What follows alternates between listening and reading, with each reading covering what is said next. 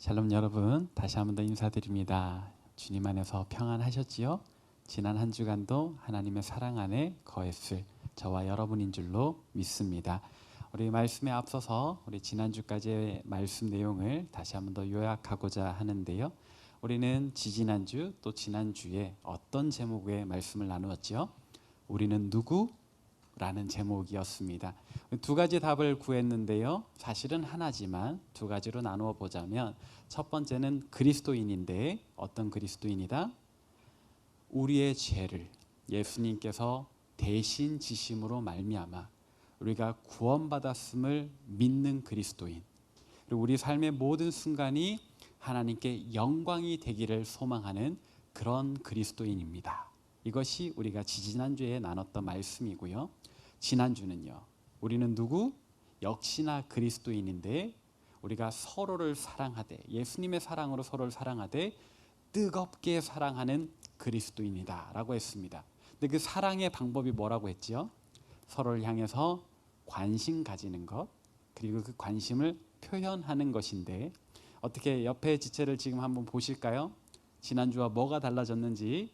오늘 머리가 잘 됐네, 오늘 화장 잘 먹었네, 여러 가지로 이렇게 우리가 서로에 대한 관심을 더욱더 풍성하게 가지길 원하고요.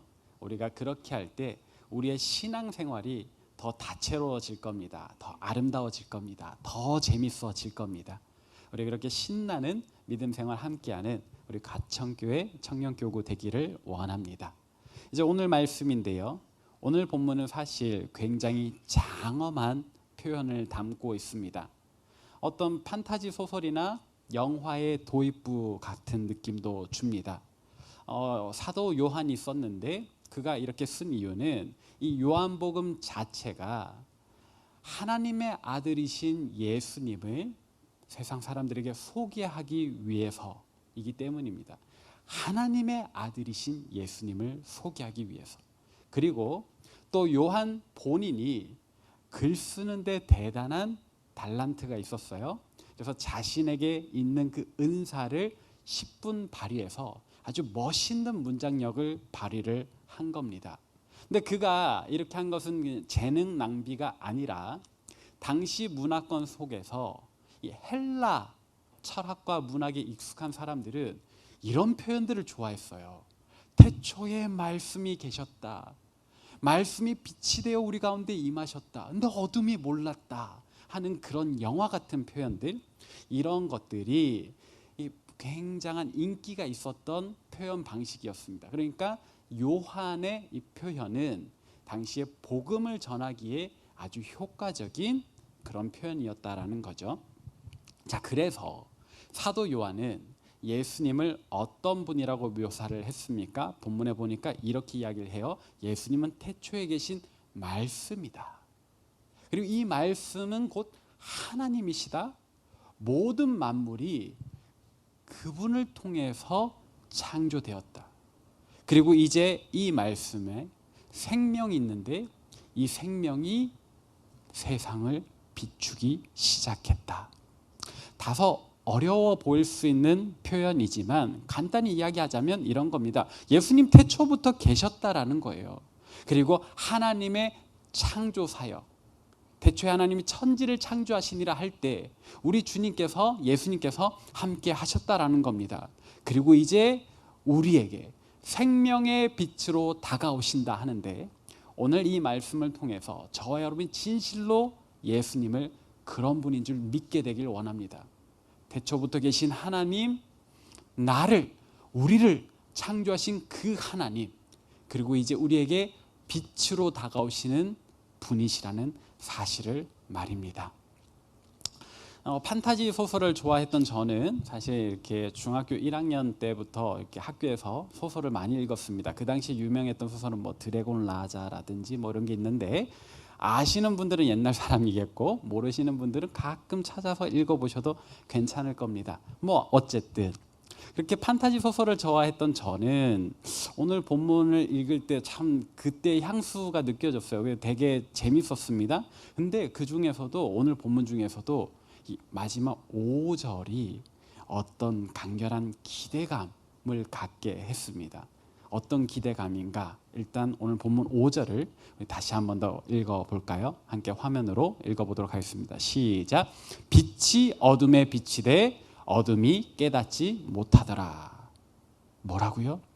빛이 어둠에 비치되 어둠이 깨닫지 못하더라. 이 한 절은 이런 내용을 담고 있는 겁니다. 이 세상에 뭐가 가득 차 있다? 어둠이 가득 차 있다. 근데 그 어둠은 무엇이냐?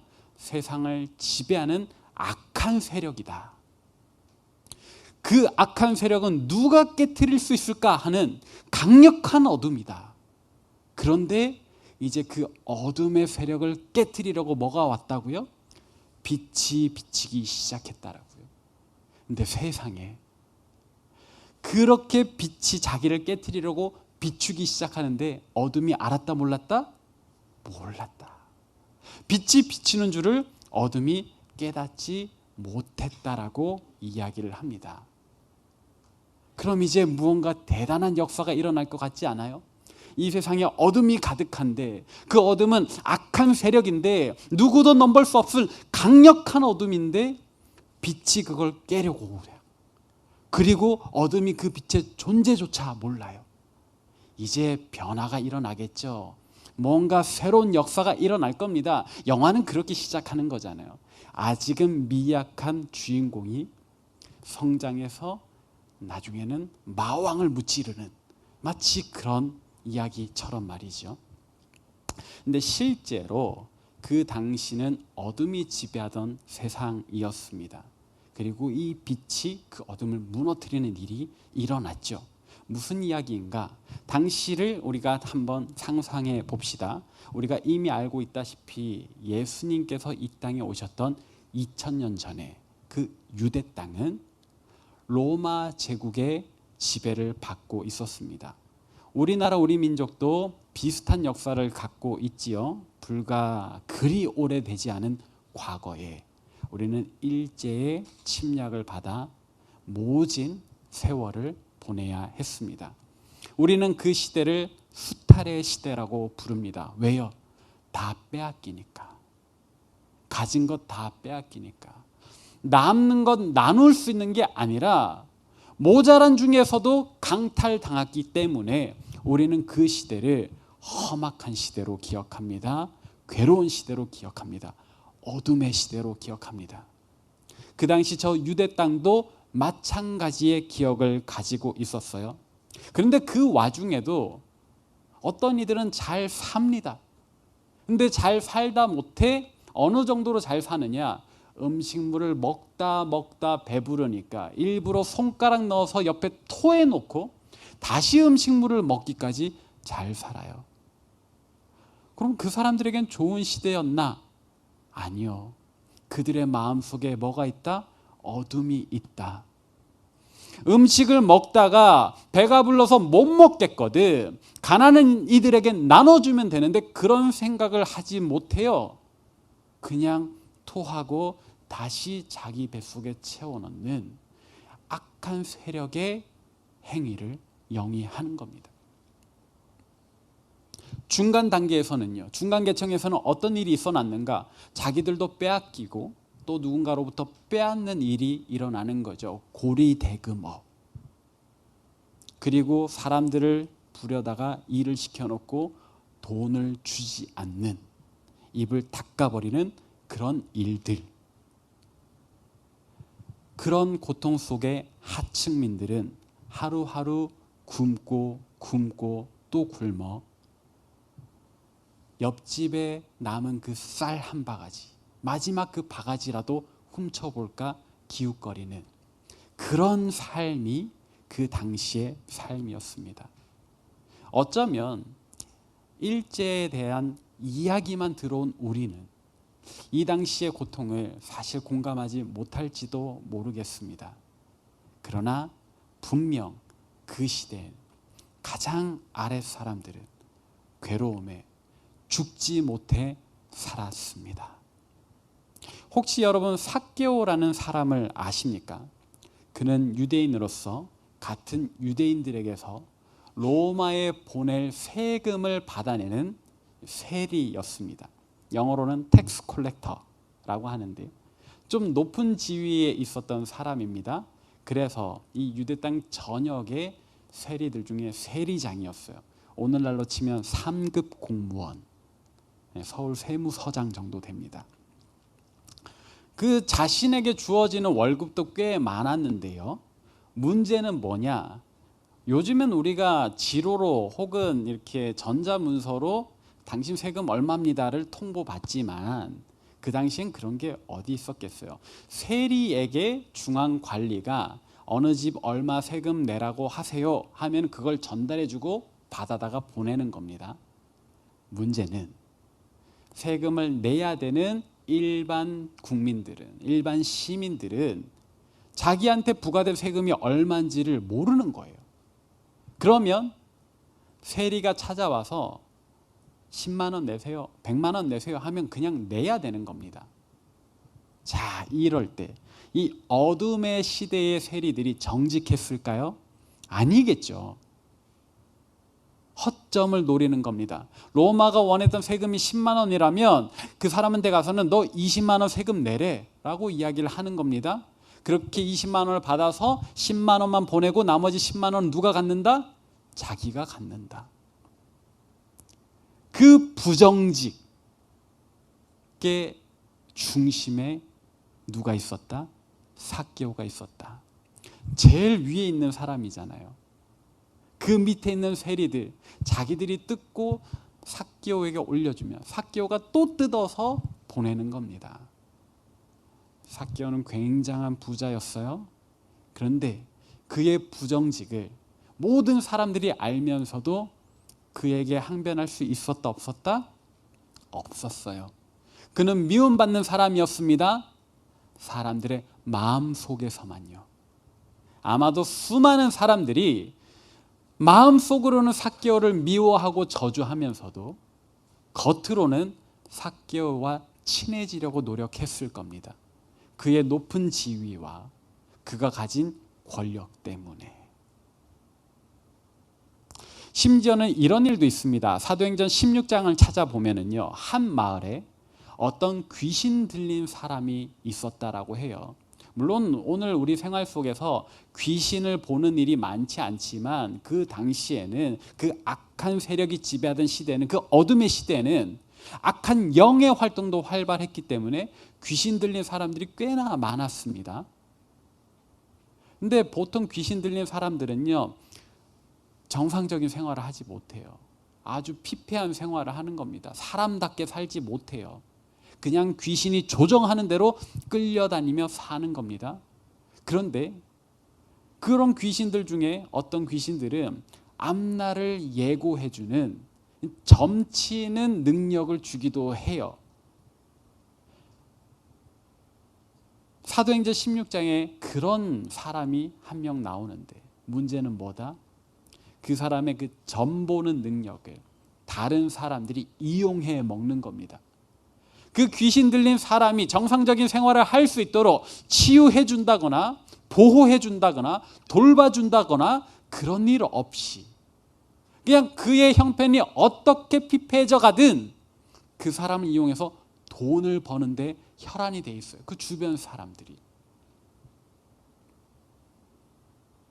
그래서 예수님의 제자들이 그 귀신을 쫓아냈을 때 이 불쌍한 사람을 통해서 이익을 보던 사람들이 뭐라고 했냐면 관청으로 달려갑니다. 그리고 예수님의 제자들이 우리의 수입원을 끊었다며 고소합니다. 그 불쌍한 사람의 인격에 대한 존중은 없는 거예요. 그 사람에 대한 사랑은 없는 겁니다. 오히려 그가 이제 사람답게 살 수 있게 되었는데 그걸 가지고 내 수입원이 끊겼다고 관청에 가서 예수의 제자들을 고소고발했어요. 그들의 마음이 얼마나 악합니까? 그들의 마음이 얼마나 어둡습니까? 그들은 정말로 그 악한 세력, 어둠의 권세 아래 있었지 않습니까? 지난주 설교 때 제가 잠깐 또 말씀드렸지요. 이런 국소적인 일들뿐만 아니라 제국에 의해서 자행되던 끔찍한 일들, 그리스도인들을 잡아다가 콜로세움이라고 하는 원형 경기장에서 사륙을 벌인다. 사람의 생명을 빼앗는다. 근데 그것을 뭘로 삼았다? 오락거리로 삼았다. 정말 어둠이 가득한 시대였습니다. 근데 그런 세상에 한가운데 예수님이 탄생하셨어요. 빛이신 주님께서 그 어둠 한가운데 나타나셨단 말입니다. 성경을 보시면 우리 예수님 태어난 시간도 정확히 몇 시 몇 분인지는 모르지만 뭐라고 이야기를 하죠? 한밤중에 어둠 가운데 우리 주님께서 오셨어요. 마치 예수님의 탄생을 예고하듯 밤하늘을 가르고 나타난 그 별과 같이 우리 주님이 이 땅에 오셨습니다. 근데 요한이 말했잖아요. 빛이 비치되 어둠이 깨닫지 못하더라. 예수님의 탄생을 많은 사람들이 알지 못했습니다. 단지 들에서 양을 치던 목자 몇 사람 혹은 그 별을 보고 동방에서 찾아왔던 그 동방박사 세 사람 외에는 몰랐단 말이에요. 심지어 이 동방박사 세 사람이 헤롯 대왕의 궁전을 찾아갑니다. 예루살렘으로 들어가요. 그리고 물어보죠. 유대인의 왕으로 나신 이가 누구냐? 그 일 때문에 많은 사람들이 예수님의 탄생의 소식을 듣게 되었습니다. 알게 되었습니다. 그런데 어떻게 해요? 믿질 않아요. 믿질 않는다고요. 당시에 메시아 탄생을 그토록 기다렸던 유대인들이요, 예수님이 탄생하셨다, 그분이 나셨다라는 동방박사들의 소문, 그 이야기를 듣고서도 믿지를 않아요. 빛이 비치되 어둠이 깨닫지 못하더라. 그 이야기 그대로. 그러나 이 어둠의 세력이 시간이 좀 지난 뒤에 알게 됩니다. 빛이신 예수님이 이 땅에 오셨구나. 어떻게 하겠어요? 예수님의 역사를 방해하려고 하죠. 헤롯 대왕을 충동질합니다. 그래서 이 베들레헴 주변에 2살 이하 아기들, 사내 아이들 다 죽이는 학살을 벌이게 하죠. 그러나 예수의 부모는 예수님을 데리고 잘 피신해 있었죠. 이후에 예수님께서 장성했을 때 이제 빛으로서 그 생명의 사역, 공생의 사역을 시작하려고 하십니다. 그럴 때 마귀는, 그 어둠의 세력은 어떻게 했나요? 예수님 앞에 직접 나타나요. 그리고 예수님을 향해서 사악한 초대를 내밉니다. 3가지 시험이라고 이야기를 합니다. 뭐죠? 40일을 금식하셨던 예수님께 네 눈앞에 있는 돌들을 떡덩이가 되게 해봐라. 여러분, 이건 그냥 단순히 예수님께 돌을 떡으로 바꿀 수 있는 능력이 있나 없나를 확인하려는 그런 시험이 아니에요. 배고프신 예수님께 네 배를 먼저 채워야 되지 않겠니 하는, 너의 인간적인 욕구를 먼저 집중해야 되는 것 아니니 하는 그런 유혹인 겁니다. 예수님께 가했던 사단의, 그 마귀의, 그 어둠의 2번째 시험은 뭐죠? 높은 성전 꼭대기로 올라가서 뛰어내리라 라고 이야기를 하는 겁니다. 예수님께서 뛰어내려도 살 수 있나 없나, 그런 초능력이 있나 없나, 이걸 궁금해하는 게 아니에요. 높은 데 서면 많은 사람들이 쳐다보겠죠. 저 사람 도대체 뭐 하려나. 그런데 그가 뛰어내려 그리고는 멀쩡하게 살아난다면 사람들이 놀라지 않겠니? 너는 선풍적인 인기를 끌 수 있지 않겠니? 뭔가 이어질 그런 유혹을 예수님께 내미는 겁니다. 마지막 3번째 시험은 뭐였죠? 천하만국을 환상으로 보여주면서 마귀가 이야기를 하는 겁니다. 이게 다 내 거다.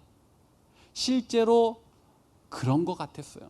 천하만국이 다 어둠의 세력의 손안에 있었죠. 그가 원하는 대로 이끌려 가고 있었죠. 그런데 마귀가 이야기를 하는 겁니다. 나한테 엎드려서 절 한 번만 해라. 내가 이거 다 넣어줄게. 아주 쉬운 사역이잖아. 굳이 십자가에 달릴 필요 있어? 네가 그 모진 박해, 고통, 고난을 당할 필요가 있어? 그 무거운 십자가, 그 무서운 십자가에 못 박힐 필요가 있어? 나한테 절 한 번 하면은 이게 다 네 거라니까? 이거 가지고 네가 어떤 일을 하든 천하 만민을 살려주든 하면 되지라는 유혹이 있는 겁니다. 쉬운 길을 제시해요. 굳이 고난당하지 않아도 된다 하는 사악한 초대.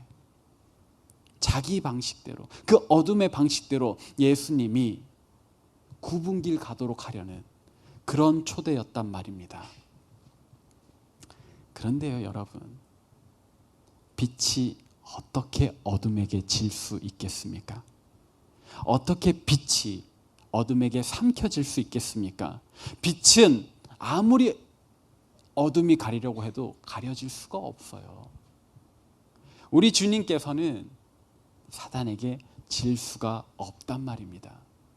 그래서 원수 마귀의 세 가지 유혹을 단번에 물리치시고 오히려 그 어둠에게 잠식당해 있던 세상 모든 사람들에게 생명의 빛을 비추어 주셨지요. 그래서 복음서는 이렇게 이야기를 합니다. 예수님께서 모든 가난한 자, 소외된 자들을 보듬어 주셨다고요. 아픈 자, 병든 자들을 고쳐주셨다고요. 줄인 자들을 먹이시고요. 죄에 포로된 자, 어둠에 눌린 자들을 자유케 하셨다라고 증거합니다. 그렇게 빛이신 예수님을 만났던 사람들은 이전과 다른 새로운 삶을 살게 되었지요. 어둠에 잠식되어 있던 삶을 그치고 빛과 함께 살아가는 빛의 자녀로의 삶을 시작했단 말입니다. 아까 이야기했던 삭개오 어떻게 변화되었나요? 그가 사실 사람들의 시선이 무서워, 본인의 키가 작기도 했지만 사람들의 시선이 무서워서 주변에 있던 돌 무화과 나무 그 울창한 가지 사이에 숨어서 예수님을 지켜봅니다. 근데 예수님께서 이 여리고 성으로 들어와 그 대로를 지나시다가 삭개오를 보고는 부르세요. 삭개오야, 이리 내려와라. 그 부름을 듣자마자 삭개오는 자기가 왜 숨었는지조차도 잊어버리고 예수님 발 앞으로 쏜살같이 달려와 무릎을 꿇습니다. 그리고 예수님과 대화를 나누면서 그의 마음속에 빛이 비치자 그가 어떻게 변화돼요? 원래 그는 강도였거든요. 공적인 강도였습니다. 남의 것을 빼앗는데 가장 머리에 있던 사람이에요. 그런데 이야기를 해요. 내 재산의 절반을 팔아 가난한 사람들에게 나눠주겠습니다. 또 이전에 내가 누군가의 것을 빼앗은 것이 있다면 몇 배로? 4배로 돌려주겠습니다. 저는 생각해 봅니다. 아마 이 일로 삭개오는 파산하지 않았을까. 그래도 괜찮다는 거예요.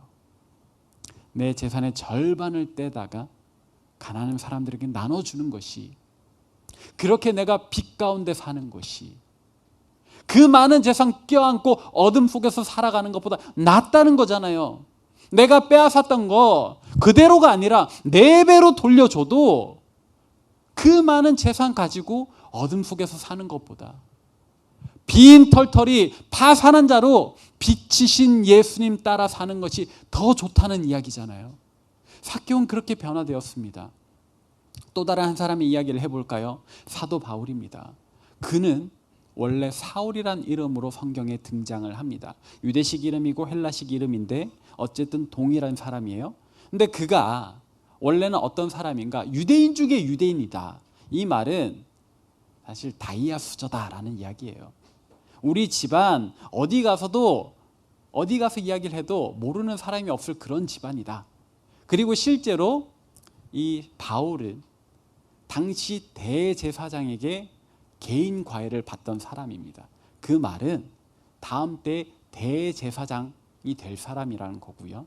그는 그대로 살면 민족의 지도자로 우뚝 설 사람입니다. 그런데 그가 어떻게 변했습니까? 예수를 믿는 이들, 그리스도인들을 박해하려고 다메섹이라고 하는 도시로 가던 중에 그야말로 문자 그대로 빛으로 찾아오신 예수님을 만나고 변화됩니다. 지금까지의 나의 삶이 잘못되었구나. 내가 그동안 쌓아왔던 학식, 내가 그동안 배워왔던 관습, 이 모든 것들이 사실은 잘못된 거였구나. 그래서 바울이 스스로 이야기를 합니다. 내가 가진 그 모든 학식을 뭐처럼 여긴다고요? 배설물처럼 여긴다고. 쉬운 말로 똥이다라고 이야기를 하는 겁니다. 그가 쌓아왔던 그 화려한 스펙, 그가 축적해왔던 그 많은 은사와 재능들, 그건 빛이신 주님 안에 있을 때에야 가치가 있는 거지. 빛이신 주님을 모르고 오히려 빛이신 주님을 박해할 때에는 그건 똥이다라고 이야기를 하잖아요. 그리고 이제 그는 변화가 됩니다. 실제로 바울은 이 빛이신 주님을 만나고 며칠간을 맹인으로 지냅니다. 앞을 보지 못해요. 어둠 속에 잠겨 있는 거죠. 저는 상상해 봅니다. 그 어둠 속에 잠겨 있는 기간 동안에 바울은 그동안 자기 인생 자체가 어둠에 있었다라는 것을 깨달았을 거라고. 그 며칠의 시간이 지난 뒤에 하나님께서는 아나니아라는 사람을 바울에게로 보내주십니다. 그리고 안수하여 다시 보게 하시지요. 그때 하나님께서 아나니아에게 그렇게 말씀하세요. 그가 기도 중에 아나니아라 하는 사람이 와서 안수하여 자기가 다시 보게 됨을 보았다라고 이야기를 해요. 이제 바울은 자기 인생이 어떻게 변화될 건가를 그 어둠 속에 침잠해 있는 동안에 깨닫는 거죠. 나 이제 빛 가운데 산다. 분명 이전에 내가 가졌을 높은 지위, 나에게 보장된 미래 다 사라지겠지. 그래도 괜찮다. 어둠 속에서 그런 걸 누릴 바에야 빛 가운데서 그런 걸 버리리. 사도 바울의 고백입니다. 그렇게 빛이신 주님은 그 당시에 어둠의 세력을 몰아내시고 이 땅에서 빛으로서의 사역을 감당하시지요. 그런데 한번 위기가 있었어요. 언제일까요? 예수님께서 십자가에 달려 죽으실 때. 예수님 십자가에 달려 죽으실 때 온 세상에 어둠이 임했습니다. 해가 빛을 잃고 온 세상이 어둠에 임해요. 단순한 어떤 현상이라고 보기보다는 아마도 악한 세력, 그 어둠이 예수님과의 싸움에서 승리하였음을 자축했던 시간이 아닌가 생각해 봅니다. 빛이신 주님께서 십자가에 달려 죽으셨구나. 저 빛이 꺼졌구나. 이제 우리 어둠의 시간이다. 그렇게 생각해 볼 수 있지 않을까요? 그러나 착각이죠. 3일의 시간 뒤에 우리 주님께서는 죽음을 이기시고 부활하셨습니다. 언제요? 안식 후 첫날 주일 새벽 해가 밝아오는 그때에 빛이신 주님은 다시금 온 세상을 향한 빛을 내비치셨습니다. 요한은 바로 이 빛이신 예수님을 당시 사람들에게 소개하는 겁니다. 우리에게도 알려주고요. 근데 이 주님께서 그래서 2000년 전엔 그랬는데 오늘 우리에게 무슨 상관이 있는가 질문할 수 있겠죠. 큰 상관이 있습니다. 왜요? 앞서 말했던 사도 바울의 증언입니다. 고린도후서 4장 6절 함께 읽어보도록 하겠습니다. 시라 말씀하셨던 그 하나님께서 예수 그리스도의 얼굴에 있는 하나님의 영광을 아는 빛을 우리 마음에 비추셨느니라. 아멘. 그럼 바울이 빛이신 예수님을 언제 만났나요? 십자가에 달려 죽으시기 전인가요? 죽으시고 부활하신 후인가요? 죽으시고 부활하신 후입니다. 승천하셨던 주님께서 바울에게 빛 가운데 나타나시고 만나 주셨죠. 그리고 이제 바울이 우리에게도 이야기를 하는 겁니다.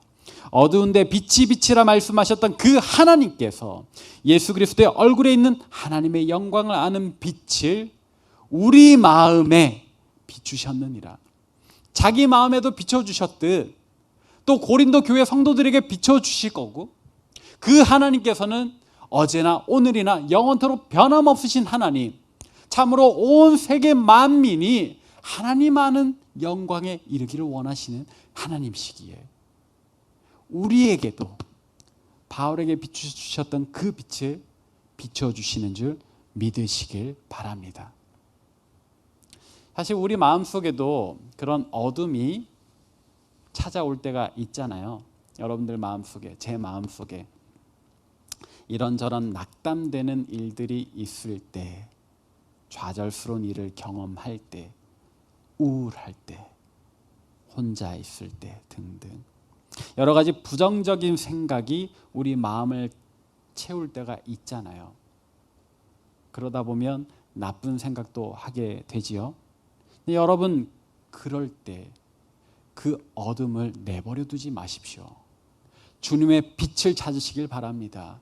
오늘도 변함없이 우리 마음속에 생명의 빛을 비춰주실 그 주님께 매달리시길 바랍니다. 그래서 여러분들 마음속에 차오르는 어둠을 내버려 두지 마시고 그 어둠을 물리칠 빛으로 여러분 마음을 밝히시길 바랍니다.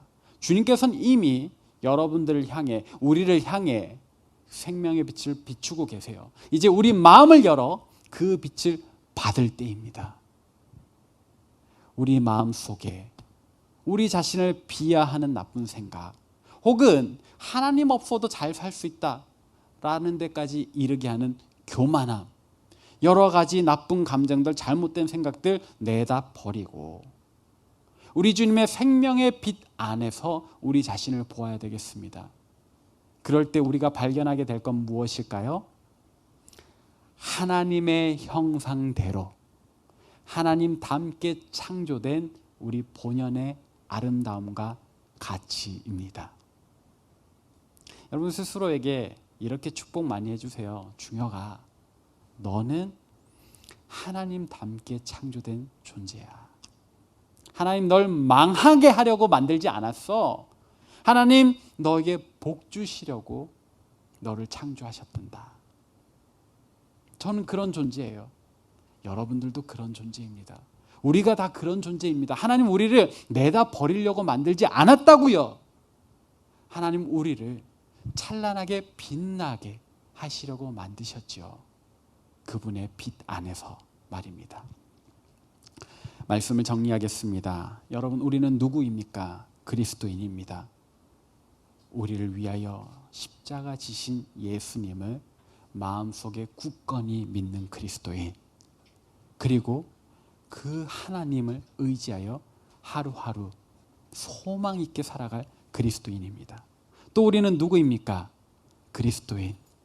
나와 같은 너를 만나고 우리가 되어서 서로 뜨겁게 사랑함으로 함께 찬란하게 빛날 그런 믿음의 공동체를 이루는 그리스도인입니다.